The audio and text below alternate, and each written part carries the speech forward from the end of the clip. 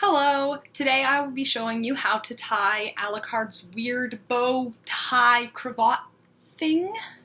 This is my first how-to video, so try to stick with me. I will get through this. First, you're going to need your tie. I used a tube of fabric and then did the little end things on it. You can also use a ribbon. That would probably have been easier, but I like the look of the fabric. And mine is extremely long. It's about 85 inches, but you'll see why as we go going here.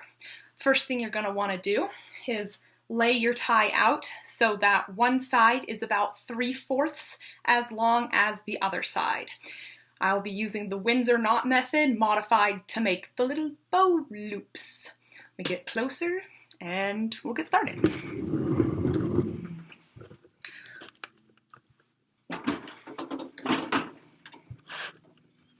There we go. So first thing, after you have your tie all laid out, is to take the long side, drape it over the short side. Easy enough. Come up from underneath and out the same side. Then take your short side and make a cute little bow.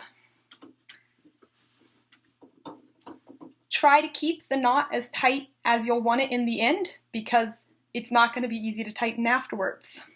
Make sure you leave a nice long tail out of your loop, because Alucard has tails.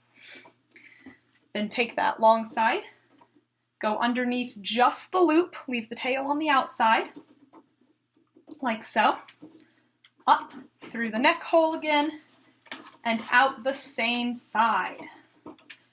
Just a little bit. Take long side again, go over the top, and that creates that nice clean tie look.